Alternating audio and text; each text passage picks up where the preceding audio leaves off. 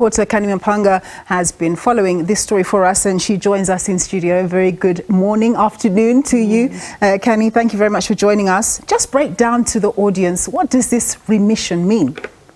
Well, a remission is something, a power rather, that is afforded to the president, and those powers are vested in the Constitution. So basically what it does is it cuts the sentence short of inmates who are non-violent offenders. They call them the low-risk offenders, and it's often used in the country to alleviate this overcrowding in prisons issues that we face for a very long time.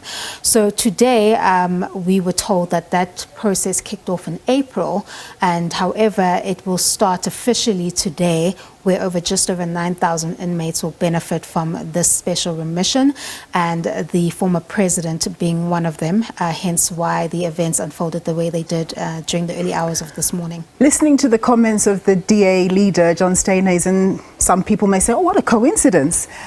Did former President Jacob Zuma get special treatment? Well, there's two different issues that had to take place here.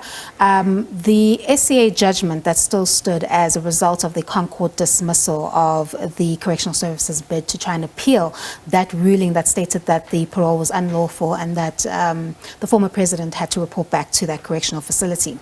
Now, what he did was he did report back to the correctional facility, so that gives us an indication that there was compliance in that regard for DCS. Now, upon his return back to the facility, that coincides now with this decision that is taken by the president in accordance with the law. So these two decisions meeting as one resulted in the former president arriving at 6 a.m. and then in an hour and a half he was processed and released that same morning back to his home in Gandla. So in less than 2 hours he reported to the prison, leaving the DCS with their compliance covered, and then he was released, which was a decision taken in accordance with the law by the president. So, I mean, apart from commentary and different views around this decision, the matter is now over. Former President Jacob Zuma is now a free man, essentially. Well, now he's currently a free man, that is correct. But as you know, with all executive decisions, they're not always absolute. They can be challenged legally.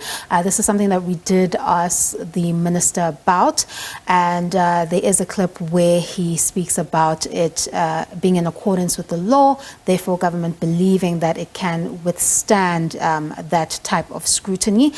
So as of now, as we speak right now, we haven't heard anything different from the interested parties who had made representations that the former president would need to spend some time in that prison. We haven't heard anything yet whether they intend to challenge that executive decision taken by both parties concerned. Yeah. At the back of your mind, do you think that as much as people may say this is a coincidence, this whole remission process that applies to more than 9,000 people, including the former president, do you believe that ultimately this was also a policy decision because of what we saw in July 2021, and that ultimately the country cannot afford for this particular individual to be incarcerated, whether the law says technically he should be, as was said by the Supreme Court of Appeal and the Constitutional Court?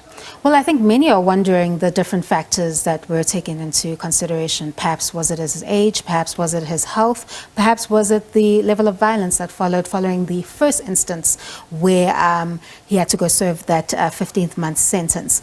But as we're seeing, what we're presented with here is compliance with the law from both parties. We're given scenarios where you have the SCA judgment, here's where it was complied with, then you have the special remissions by the president, and here's where it was complied with. So it's difficult to speculate further when the decision is so closely linked, or has been presented as something which is so closely linked with being in accordance with the law.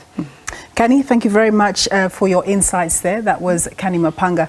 She has been following this story for us.